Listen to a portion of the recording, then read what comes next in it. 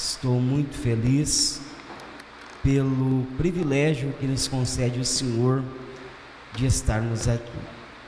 Quero louvar a Deus pela vida do pastor Paulo Zang, que nos estendeu o convite para estarmos aqui com a minha filha, a missionária Kaila, que acabou de louvar a Jesus também, e também externar a minha gratidão ao pastor Walter, presidente desta obra, o qual tenho um carinho, uma estima muito grande pelo Senhor, sua esposa, irmã Lídia, enfim, que a poderosa mão de Deus continue estendida sobre a vida de vocês, abençoando de uma forma gloriosa. Nós estamos em um culto de missões, aonde já ouvimos o pastor Paulo Zang dizer aqui a respeito do projeto que sempre, quando não é em uma localidade, é em outra, que está apoiando. E isso é muito importante. Por isso eu digo que missão não está no coração de Deus, mas missão é o coração de Deus. E o céu concordou, né? Acabou de trovejar lá fora. E eu sou suspeito para falar de missões, porque pastor Jean é oriundo de uma chamada missionária.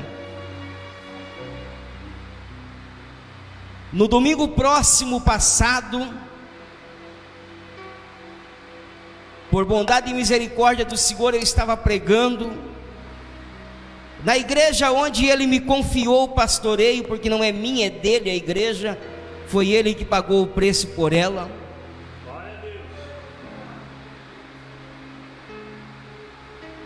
E nós estamos em um trimestre da nossa escola bíblica, o 4º trimestre deste ano, e estamos tratando a respeito de 1º e 2º Samuel. E nós vamos observar então, nestes 2 livros, a linhagem da monarquia, aonde começa a monarquia, aonde o povo de Deus chega para Deus e pede um rei. Todas as demais nações têm rei, e nós, o teu Israel, não temos um rei, e nós queremos um rei. E Deus, como é muito misericordioso, muito maravilhoso, resolve atender o pedido do povo. Deus queria ser o eterno rei do povo, mas o povo queria um homem para liderá-los, para comandá-los. Então Deus concede o desejo do povo. Mas eu não vou falar sobre isso. Eu quero dizer que quando Samuel chega na casa de Jessé, o profeta Samuel, quando ele entra na casa de Jessé, que olha para os filhos de Jessé que estavam na casa, o primeiro que ele vê, desce no seu coração: esse é o rei de Israel. Por quê? Porque tinha aparência, porque tinha estatura, porque tinha linhagem e era guerreiro. É claro que quando Samuel vai até a casa de Jessé, já era para a substituição do primeiro rei que o povo pediu para Deus. Mas Saul tinha todas estas qualidades que eu acabei de dizer. Por isso que os olhos de Samuel, quando viram o primeiro filho de Jessé, esse é o rei de Israel, porque Saul tinha aparência, formosura, estatura. E eu dizia para a igreja no domingo próximo passado, pastor Walter, pastor Paulo Zang, demais irmãos que estão aqui esta noite, eu louvo a Deus, porque se eu dependesse de uma linhagem para ser pastor, eu não seria pastor. Se eu dependesse de estatura para ser pastor, não seria pastor. Não tenho na minha origem familiar pastores. Meu pai não foi pastor, meus tios não foram pastor. Enfim, hoje eu tenho alguns parentes pastores, mas também que não tinham como eu uma linhagem, vindo de família. Eu ainda louvo a Deus, porque eu sou uma escolha de Deus. Eu adoro a Deus, porque hoje eu consigo entender que realmente, quando tudo dizia que não, Deus disse: é esse. Desce o azeite sobre a cabeça dele, porque é este a quem eu tenho separado para esta obra. No ano de 1977, mais precisamente no dia 20 do mês de dezembro de 77,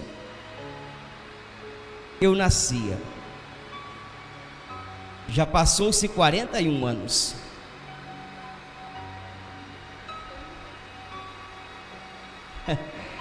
A idade está chegando, né? Eu não vejo a hora, irmão, de chegar nos 60 para me fazer aquela carteirinha para estacionar na Avenida Brasil, no estacionamento dos idosos, né? Porque a gente não acha vaga ali, é só vaga de idoso. E tem hora que dá até vontade de encostar o carro ali, mas daí eu vou estar infringindo a lei, né? Mas eu vou chegar nos 60 e ele vai fazer aquela carteirinha. Vai estacionar na vaga do idoso. Com espírito e vigor dos 41 que eu tenho hoje, para a glória de Jesus Cristo. Quando eu estava ainda no ventre da minha mãe, eu vou dar um relato bem resumido, mas resumido do resumo mesmo, que senão eu ia falar a noite inteira aqui, e aí vocês não iam talvez querer ficar ouvindo. Meu pai veio de uma linhagem presbiteriana do Brasil, calvinista.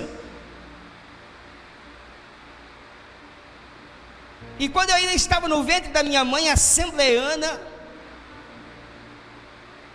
meu pai um dia pôs a mão na barriga da minha mãe e disse: olha, se for um menino vai ser um pastor, e nós vamos entregar para a obra.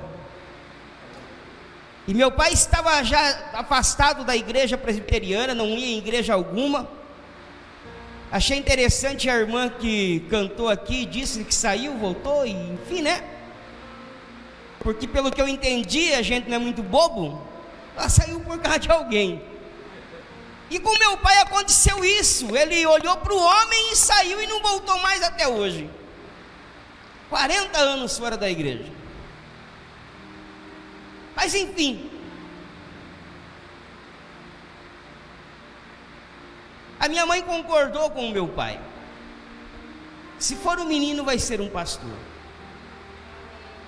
Mas olhando para a lógica, como eu disse, não tinha condições. Minha mãe, crente, fiel a Deus, congregante assiduamente dos cultos,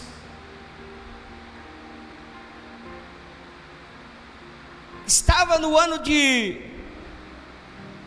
78, no início do ano. Eu sou do final de 77. Estava com cerca de uns 40 dias, talvez um pouquinho mais. Estava acontecendo uma festa na congregação da Assembleia de Deus Missão do bairro Alto Alegre, que não estamos tão distante dela. Na época, minha mãe estava nessa festividade,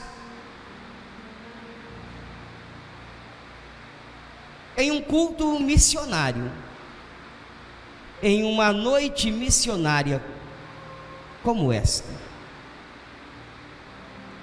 Mas interessante que naquela noite Deus ardeu uma chama muito forte no coração da minha mãe de contribuir para a obra missionária. Porém, ela não tinha nem R$1, nem um centavo. Nem sei qual era a moeda no ano de 78, mas enfim, ela não tinha dinheiro.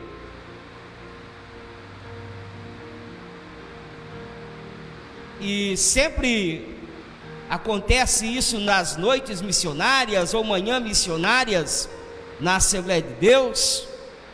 Antes de recolher a toalha da oferta, o pastor ou quem está fazendo a oferta ainda insiste mais um pouco, se todos trouxeram a oferta missionária, se porventura Deus não falou com mais alguém lá no banco para trazer a oferta. Aquela conversa de pastor não leva a oferta embora. E minha mãe lá no banco, missionária Lídia, desejosa de ofertar, mas não tinha dinheiro.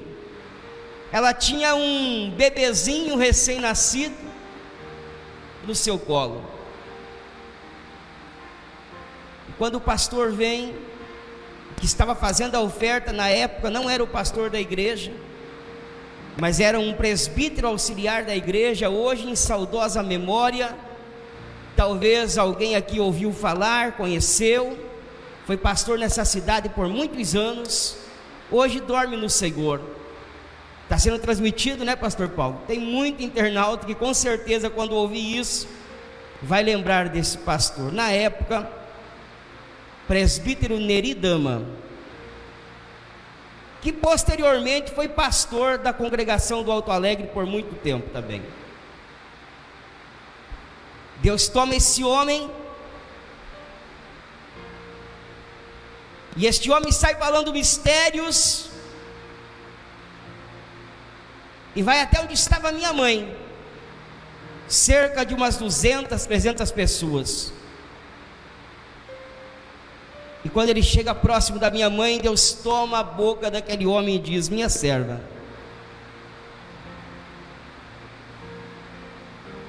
nesta noite eu não quero dinheiro teu, eu quero o teu filho para a minha obra. A oferta que eu quero é o teu filho.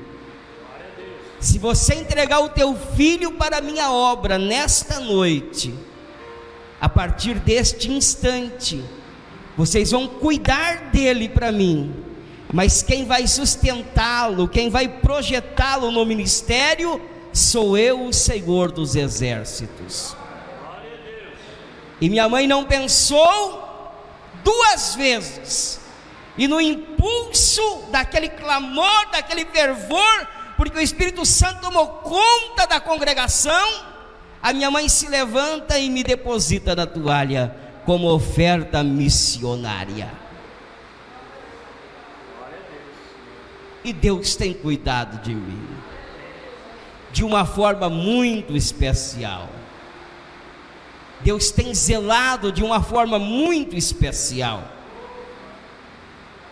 Eu tive uma infância diferenciada dos demais meninos que comigo convivia, porque em mim já crescia um temor de Deus e um zelo pela palavra e pela obra. Com 9 anos de idade, esse mesmo, agora pastor Neri Dama, me dá a oportunidade para pregar pela primeira vez. E de lá para cá não parei mais. São mais de 30 anos pregando a palavra do Senhor Jesus Cristo, anunciando. Já tive o privilégio de estar um tempo no Paraguai, um outro tempo na Argentina. Já tive o privilégio de ir por muitas cidades desse nosso Brasil. Já tive o privilégio de pregar para ginásio cheio. E já tive a oportunidade de pregar para 2, 3. Mas o mesmo Deus é o que opera. O mesmo Deus é o que continua a realizar milagres e maravilhas no meio do seu povo. É o mesmo Deus. É este o Deus que nós aqui estamos servindo.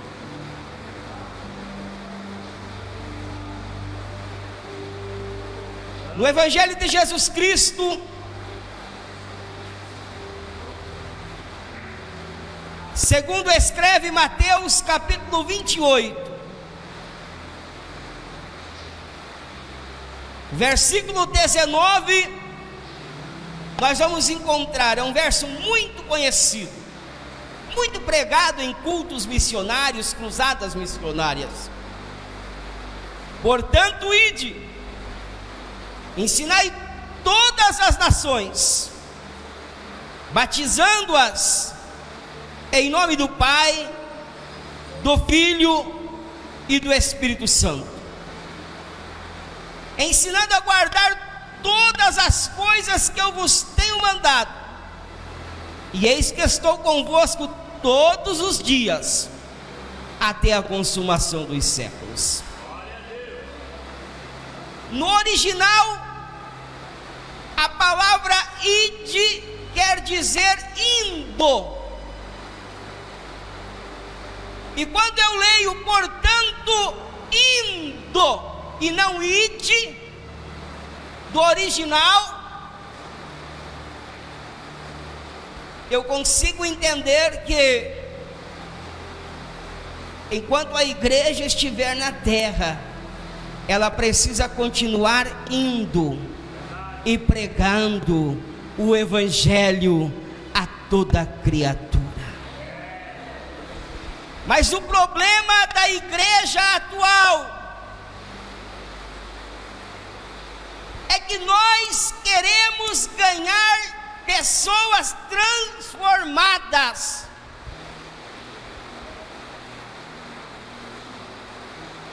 Nós só queremos que venha para a igreja pessoas que não tenham problemas, dificuldades.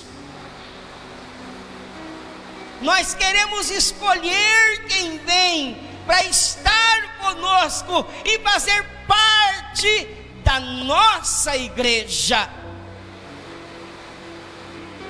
Mas Jesus disse: ide, ou indo, por todo mundo pregai o Evangelho a toda criatura, a todo ser vivente. Pregue, independente da situação que esta pessoa se encontra, porque no longo desses anos todos que eu estou na igreja, nunca fiquei um dia fora da igreja. São 41 anos na presença de Deus. Eu já vi o querido Jesus, através da pessoa muito digna do seu Espírito Santo, transformar pessoas perversas em pregadores do Evangelho, em ganhadores de alma. Porque nós, como igreja, precisamos entender que a nossa nossa missão é pregar e trazer as pessoas para a igreja. A missão de transformação não é do pastor Walter, não é do pastor Paulo Zang, não é do pastor Jean. A missão de transformação é do glorioso Espírito Santo. Ontem eu conversava com um obreiro que coopera comigo, e ele ficou impressionado de ver uma família que está há aproximadamente 60 dias na igreja, que se converteram.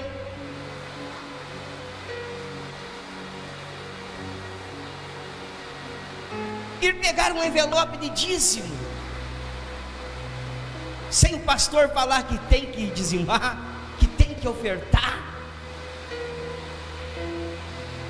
E após o culto terminado, aquele irmão me chama e diz para mim: pastor, eu quero lhe fazer uma pergunta. E eu disse: pois não, meu filho. Como eu faço para dizimar? O que é o dízimo?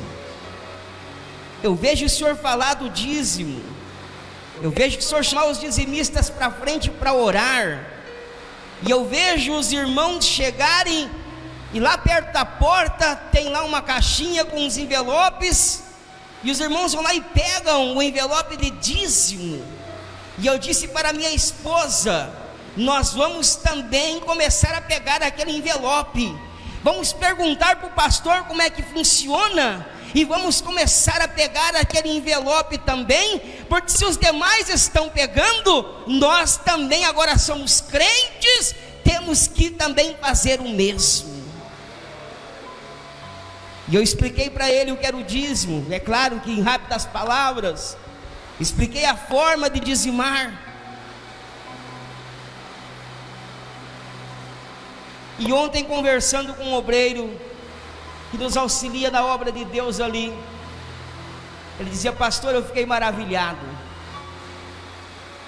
Falei: meu irmão, quando a igreja dá exemplo, os que vão chegando de fora vão observando a igreja e vão acompanhando a caminhada da igreja, porque o Espírito Santo ainda é o que fala e convence o homem e transforma o coração do homem, ainda continua sendo o Espírito Santo de Deus.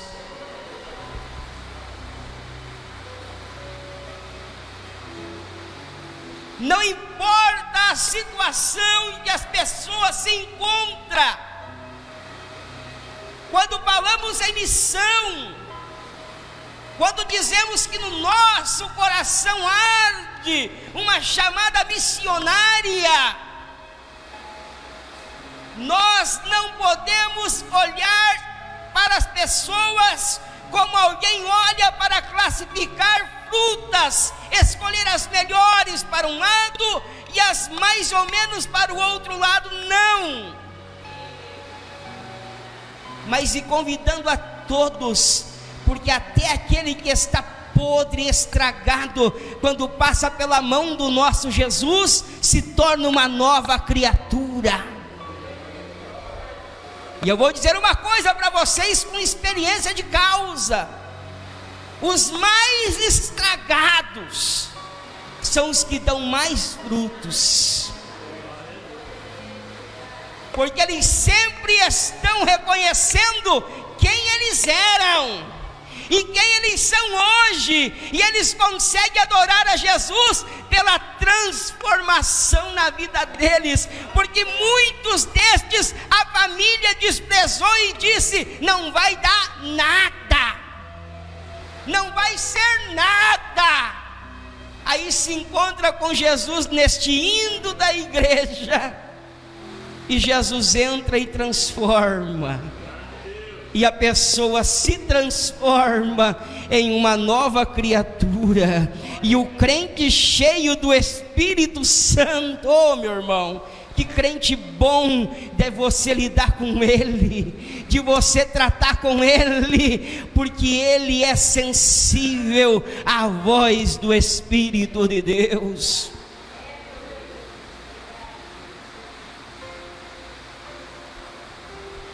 A igreja da nossa atualidade, não estou aqui falando de placa denominacional, estou falando da igreja de Jesus. A igreja precisa entender que é o momento de voltarmos às origens, aos marcos do princípio, e voltarmos a pregar o evangelho genuíno, sem muito enfeite, sem muito rodeio, sem muita inovação. Não, o evangelho genuíno, a palavra de Deus, este evangelho continua tendo poder para transformar a vida do homem e da mulher, e dar crédito a esta palavra. Esta palavra é poder de Deus. Esta palavra é poder de Deus. Mas hoje muitos líderes estão preocupados com casa cheia, e para manter a casa cheia, eles estão transformando a igreja em palcos, picadeiros, estão transformando a igreja em casas de shows, e trazendo as estrelas que dizem que em nome de Jesus estão ali para promover então as suas inovações, os seus discursos de autoajuda, e as pessoas se alegram enquanto estão ali, mas saem dali com o efeito de uma droga. Passou aquele efeito, a pessoa volta na estaca zero de novo. Mas o evangelho genuíno, esse traz paz verdadeira para o coração do homem. E por mais que o homem tenha problema, por mais que ele tenha dificuldades, quando chega a noite, ele consegue reclinar a sua cabeça no travesseiro e dormir, e às vezes até roncar, e às vezes até babar, porque tem uma paz interior dentro dele, chamada Espírito de Deus, que o tranquiliza. E o choro pode durar uma noite, mas pela manhã vem a alegria, e quando o dia amanhece, a estratégia Deus já pôs aqui na mente do que ele deve de fazer para resolver aquela situação, para sanar aquela situação. O evangelho não precisa de inovações, o evangelho precisa ser pregado como ele é. Mas por que muitos não estão mais pregando o evangelho como ele é? Porque o evangelho bíblico, pastor Walter, pastor Paulo, igreja do Senhor que está aqui esta noite, é um evangelho que nos confronta. Se eu mentia, não posso continuar mentindo. Se eu roubava, não posso roubar mais. Se eu adulterava, não posso adulterar mais. Enfim, se eu era valente, agora eu tenho que ser manso, humilde. O evangelho verdadeiro nos confronta, porque ele nos lapida. Mas sabe por quê? Por que o evangelho nos lapida? Porque Pedro escreveu que sem santificação ninguém vai ver a Deus. Para o homem ver Deus, o homem precisa passar pelo caminho da santificação. E o caminho da santificação é um caminho de renúncia para o homem. O homem vai ter que começar a abrir mão de muitas coisas. Hoje, meus irmãos, eu paro às vezes para pensar, e às vezes a vontade que dá é retroceder, é parar, porque os ataques do adversário são muito fortes, os levantes do inimigo no dia a dia são muito fortes. Porque quando nós entendemos que devemos defender esta palavra, este evangelho, nós começamos a arrumar muitos inimigos.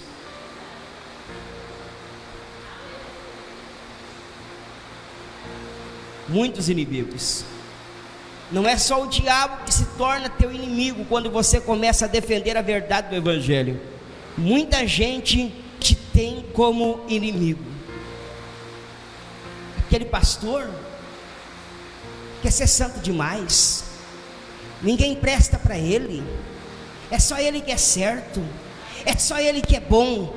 Continue assim, defendendo o evangelho de Jesus, porque de você quem cuida é o dono da seara que te alistou, o Senhor dos exércitos. É Ele que cuida de você, é Ele que tem cuidado de mim. Por 33 anos da minha vida, eu fui membro, fui obreiro da Assembleia de Deus Missão aqui na cidade de Cascavel.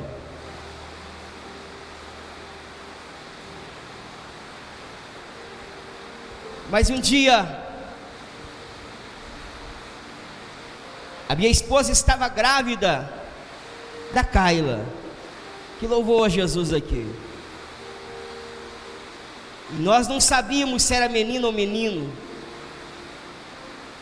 3 vezes que foi para fazer o exame lá, não dava para ver o sexo. Porque Deus tinha um mistério, Deus tinha um projeto nisso. Eu era dirigente de um culto missionário na congregação do bairro Santa Cruz. Todo terceiro domingo nós tínhamos esse culto. E eu era o dirigente desse culto. E um domingo deste, eu tinha convidado o nosso pastor local para pregar no culto de missões. E eu estava dirigindo o culto. Na época nós tínhamos ali uma igreja muito forte, número de pessoas, aproximadamente uns 270 membros. E eu digo isso porque eu era o primeiro secretário da igreja. Eu tinha conhecimento da membresia da igreja. E eu estava dirigindo o culto, quando de repente, eu aqui do púlpito dirigindo o culto, vi quando entrou um cidadão lá na porta e sentou no último banco. Era o único lugarzinho que ainda tinha, e os porteiros colocaram ele sentado lá. Meu pastor sentava nessa ponta do púlpito e eu sentava na outra ponta. Ele levantou-se, foi aonde eu estava e disse para mim: chame aquele homem que acabou de chegar para o púlpito. Mas quando eu olhei para aquele homem, eu não classifiquei aquele homem como servo de Deus, tampouco crente, pela maneira com que ele estava.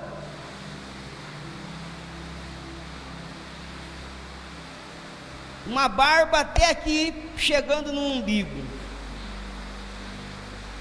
Estava de terno, mas aquela barba me incomodou, porque eu vinha de um princípio que o homem tinha que manter a barba feita. Nada contra, viu, meu filho? Mas era um princípio. E agora o meu pastor me diz para chamar aquele homem para o púlpito. E eu disse para ele assim, para o meu pastor: o senhor está doido? Olha o tamanho da barba daquele homem. Antes desse culto acabar, a sede está sabendo que tem um barbudo no púlpito de Santa Cruz, que vai levantar alguém que nem eu, que não aceita a barba daquele barbudo. Hoje nós temos celular, nós temos WhatsApp, está muito moderna a coisa. O pastor presidente vai ficar sabendo hoje ainda, agora. Ele diz: depois eu me acerto com o pastor presidente, chama o barbudo para o púlpito. E eu chamei aquele homem. Ah, mas se fosse só isso, amém. Ele disse: Eu era o pregador, né? Falei, o senhor é? Não, é o barbudo que vai pregar. Falei, o senhor está doido? Agora o senhor acabou de provar para mim que o senhor está doido. Não era eu o pregador? Eu coloquei o que eu quiser, eu sou o pastor da igreja. Ficou bravo comigo, pastor Valdo. Falei, bom, se o senhor assume todas as responsabilidades, eu vou pôr o barbudo pregar. Chamei o barbudo. Para minha sorte, a única cadeira vazia no púlpito, nós tínhamos 12 cadeiras no púlpito, a única cadeira vazia era do meu lado. Estava todas ocupadas, só estava aquela do meu lado esperando o barbudo.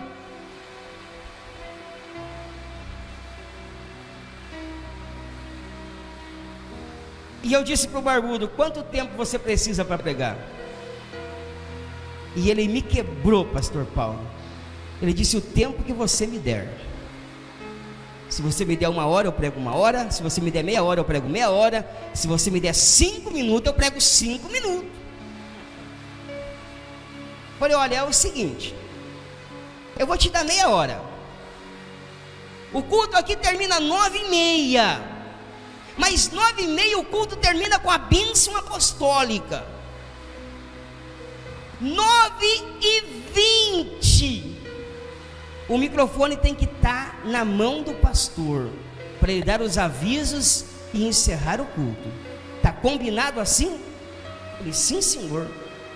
Muito humilde o barbudo, mas eu querendo espremer o barbudo. E ouve um cantar, ouve outro cantar, círculo de oração canta, mocidade canta, criança canta, adolescente canta, e eu querendo arrumar mais gente para cantar, para deixar pouca hora para o barbudo pregar. Mas chegou um momento que eu tinha que passar para a mensagem, e passei para o barbudo. E esse homem começou a falar, saudou a igreja, um homem muito culto, muito estudado, muito inteligente, falou umas palavras ali que até tinha que procurar o dicionário da língua portuguesa para descobrir o que ele estava falando, né? Que para mim era quase uma língua estranha, aquelas pronúncias dele. Um homem muito culto. A minha esposa era a coordenadora do grupo de crianças da igreja, e ela estava lá sentada em volta, umas 40 crianças em volta dela, e a irmã Kaila estava lá na barriga dela também, né? E antes deste homem começar a pregar, ele disse assim, olhando para a igreja, né? Esta jovem senhora que está gestante, fique de pé. Eu falei, pronto, agora azedou o leite, né? Já não fui com a cara do barbudo, vai mexer com a minha mulher agora? Eu falei, o que vai sair aí? Já fiquei com as orelhas bem de pé, né? Pouco tempo antes, uns 15 dias antes, nós tínhamos ido no médico, e a doutora disse assim, olha, está desenvolvendo um cisto junto com o feto, só que esse cisto está crescendo mais do que o feto. Isso pode trazer aí uma consequência lá na frente, se esse cisto continuar desenvolvendo mais do que a criança, pode até matar essa criança. Pode ser o caso de uma ou outra não sobreviver, né? E eu disse para a doutora, fique em paz, eu sirvo um Jesus de milagres, e nós vamos orar, e o que tiver que ser, vai ser. E o barbudo olha bem, já passou da hora, né? Só vou encerrar aqui. E o barbudo olha bem para minha esposa e diz assim, o Espírito Santo me diz que tem uma enfermidade se desenvolvendo junto com essa criança que está no teu ventre. E o Espírito Santo me diz que hoje Ele está te curando. O Espírito Santo me diz que a criança que está no teu ventre é uma menina. Já é desde aí de dentro do ventre separada para a obra. Quando essa menina cantar, o céu vai se mover e milagres vão acontecer. E trouxe, nesse momento ele já tinha descido do púlpito, pastor Walter, e já estava lá pegado na mão da minha esposa. e trouxe ela para frente. Agora, o duro é quando ele olha para a tribuna e aponta aquele dedão para mim, diz: você desce.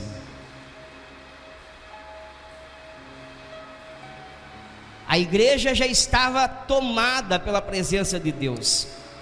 O homem chegou, o culto já estava praticamente na metade. Não conhecia ninguém, só o meu pastor. Não sabia do problema da minha esposa. E aí ele diz assim: o Espírito Santo me diz que você é o esposo dela. Venha do lado dela. Deus, esta noite, está colocando nas mãos de vocês uma grande obra na região oeste da cidade de Cascavel. Vou mais além. Deus está te dando a região oeste, e nesta região oeste Ele vai te dar um povo muito numeroso. Você vai ser pastor de muitas ovelhas nesta região. Porém, quando vem os porém de Deus, o inimigo vai trabalhar dia e noite para que isso não aconteça. Esta menina que está no ventre da tua esposa será um dos alicerces principais do ministério que Deus está entregando para vocês hoje. Glória a Deus. Eu ia ser pai pela primeira vez, irmãos, e eu não queria uma menina, eu queria um menino. E eu orava a Deus por um menino, porque eu sonhava fazendo desse menino um pregador, alguém que seria meu companheiro de oração, de estudar a Bíblia, alguém que seria meu companheiro de sair, porque eu queria um menino. E aí veio o barbudo e disse que é uma menina. Recebemos aquela palavra, mas na minha cabeça, pastor Walter, o que ia acontecer? Eu estava muito bem no ministério, não tinha problema nenhum com o ministério. Pastor vai morrer, ou vai ser substituído, vai aposentar, jubilar, porque ele já estava bem velho, e já andava falando que queria entregar a igreja, e vai me indicar, para mim ficar no lugar dele aqui, porque Deus está me dando essa região da cidade, me dando muitas ovelhas, vou tomar posse dessa igrejona aqui, é aqui a igrejona, pronto.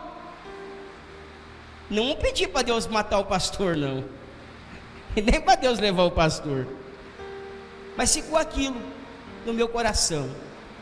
Mas dentro de mim algo dizia: está lembrado do ano de 78, de um culto missionário, aonde você foi entregue para uma obra missionária? Obra missionária não se faz só fora do país, não só faz fora do estado.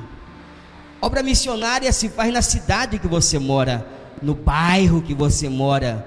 Do lado da tua casa tem pessoas que precisam ouvir o evangelho, e a partir do momento que você está fora de quatro paredes pregando o evangelho, você é um missionário, e os corações que estão te ouvindo são o campo missionário.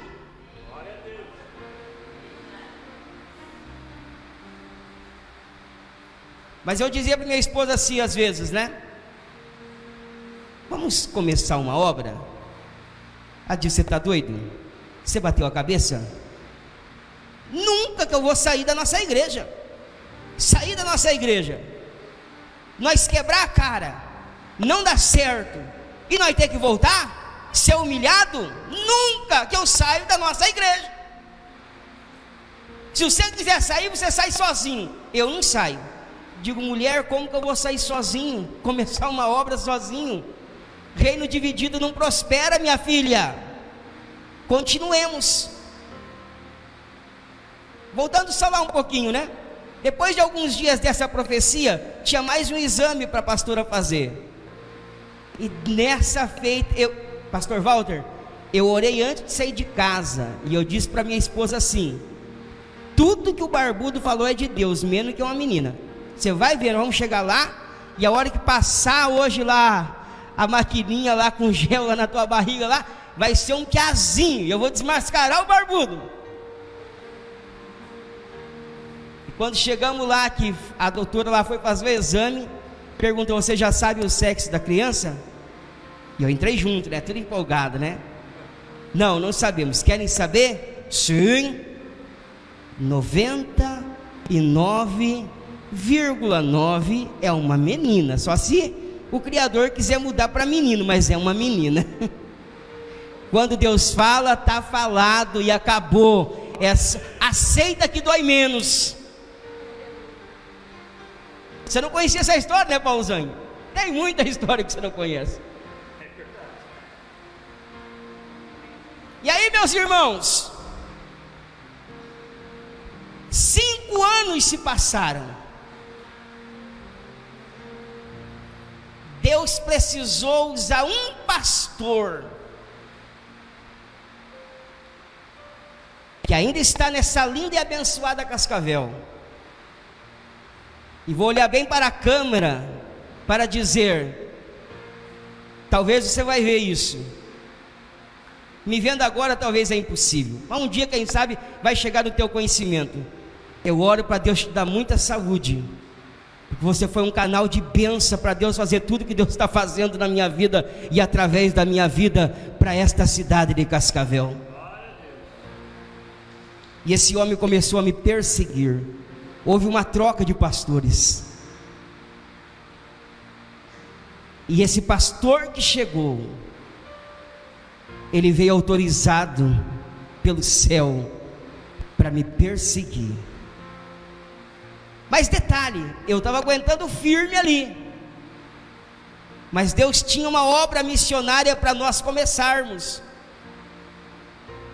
E de repente esse pastor começou a se invocar com a minha esposa, a ponto de um dia nos chamar e dizer que ela não poderia mais cuidar das crianças, porque ela tinha passado um esmalte transparente nas unhas, uma base, e ele disse que ela tinha que ser exemplo, e com aquela base nas unhas ela não estava sendo exemplo, e ela não podia mais cuidar das crianças. E a filha dele, com a boca mais vermelha que uma arara, a saia de uma menininha de 3 anos de idade, imagina onde é que estava essa saia. Ela podia, mas a minha esposa com uma base não podia. Uma blusa com decote que só o sangue de Jesus, tinha que virar o rosto para não olhar, mas uma base não podia cuidar das crianças. Mas era o próprio Deus agindo. E um culto de Santa Ceia, esse abençoado, falou muita coisa que ele não deveria ter falado, e está pagando o preço hoje. A linguinha dele está ajudando ele a colher muitos frutos que ele falou que ele não poderia ter falado. E nós indo embora para casa, a minha esposa disse para mim, empurrando o carrinho, com ela no carrinho, era gordinha que nem eu, né? Pesadinha para carregar no braço. A minha esposa disse para mim assim: aquela proposta de sair e começarmos uma obra está de pé? Eu falei: minha filha, só estava esperando descer no teu coração. Ela disse: se for para debaixo da ponte congregar, nós vamos congregar debaixo da ponte. Para onde você for, eu vou com você. Iniciamos uma obra, e já está 8 anos nesta cidade, 7 anos, perdão, 7 anos de vida, caminhando agora para o 8º aniversário. E dentro destes 7 anos, Deus tem feito prodígios e maravilhas acontecerem no nosso meio. porque nós entendemos o indo de Jesus, e nós continuamos caminhando para a glória de Jesus. Muitos disseram: não fica 30 dias aberto, vai fechar. Se ele aguentar 30 dias, ele não aguenta 90, fecha. Mas para a glória de Jesus, 7 anos já se passaram, e temos todos os departamentos da igreja funcionando, porque eu sigo a mesma linha litúrgica da Assembleia de Deus Missão, até porque sou oriundo de lá. Temos crianças, temos adolescentes, temos jovens, temos irmãs do círculo de oração, temos escola bíblica, que não é no domingo, mas é na terça-feira, tudo funcionando para a glória do Senhor dos Exércitos, porque quando a obra é de Deus, Ele cuida da obra. E constantemente eu digo aos irmãos: aproveitem, desfrutem da estada do pastor Jean aqui, porque eu não vou ser pastor de vocês a vida inteira, porque essa obra não é minha, é de Deus.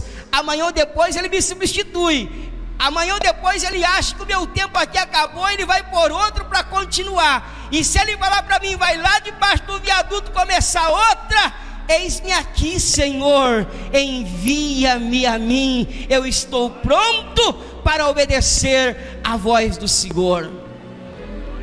Para muitos que não deram 30 dias de vida, hoje a Assembleia de Deus, Ministério Castelo Forte, há 4 anos já, é filiada à Comadepar. Comadepar é a 2ª maior convenção de Assembleias de Deus do estado do Paraná, aonde, pastor Walter, por bondade de Deus, eu sou o 2º secretário da mesa diretora dessa magna convenção, com mais de 1000 ministros hoje no Paraná e fora do Paraná. E hoje também já há 1 ano, a nossa convenção se uniu com a Convenção Geral do Brasil, a CADB, o berço da Assembleia de Deus em Belém do Pará, aonde chegou os missionários suecos, Gunnar Vingre e Daniel Berg. Somos aqui em Cascavel, só tem 2 igrejas em Cascavel, nós e mais um outro ministério, uma outra Assembleia de Deus, que somos ligados diretamente em Belém do Pará, no berço onde tudo começou. Nem a minha origem não faz mais parte do Belém do Pará, se desligaram, se desvincularam, mas Deus, para mostrar que Ele é Deus na minha vida, nos fez ser uma igreja ligada no berço do Pentecoste brasileiro, da chama do Espírito Santo no Brasil, que chegou através de Gunnar Vingre e Daniel Berg em Belém do Pará. Nós somos ligados lá já há 1 ano, para a glória do Senhor Jesus Cristo. Por isso eu digo para você, se Deus te fez promessa, se Deus disse que vai te usar, espere o tempo de Deus, porque vai acontecer para a glória do nome de Jesus, e você continue sendo o mesmo, continue sendo o mesmo. Nunca se levante contra a tua liderança, nunca se levante contra o teu pastor. Pastor Walter, eu já estou encerrando, pastor Paulo, mas eu sou uma pessoa que eu digo nas nossas reuniões de obreiro ali na igreja, e eu digo de boca cheia, o peito estufado, já não precisa nem estufar, né, porque a banha já estufou tudo. Eu sou um pastor, que eu não nasci pastor, e fui muitos anos auxiliar, mas eu nunca levantei a voz para um pastor meu. Eu nunca desobedeci uma ordem de um pastor meu. Eu fiz muita coisa contra a minha vontade, mas era a ordem do meu superior, e eu aprendi que se eu tinha um superior, eu devia obediência para ele, e eu tinha que obedecê-lo. para a glória de Jesus. Não sou fruto de rebelião, não sou fruto de divisão, sou fruto do Espírito, e estou fazendo a obra do Senhor nesta cidade, somando com vocês, despovoando o inferno com vocês e povoando o céu, e muito em breve nós não estaremos mais separados por uma placa denominacional, mas estaremos todos juntos em um lugar só, nas mansões celestial. Deus abençoe a todos, continue abençoando. Meu muito obrigado pela oportunidade tão rica, tão maravilhosa que me foi concedida nesta noite para fazer uso da palavra de Deus. Ide por todo o mundo, indo por todo o mundo, prega o evangelho aonde você estiver, seja um missionário, seja um ganhador de almas. Deus abençoe.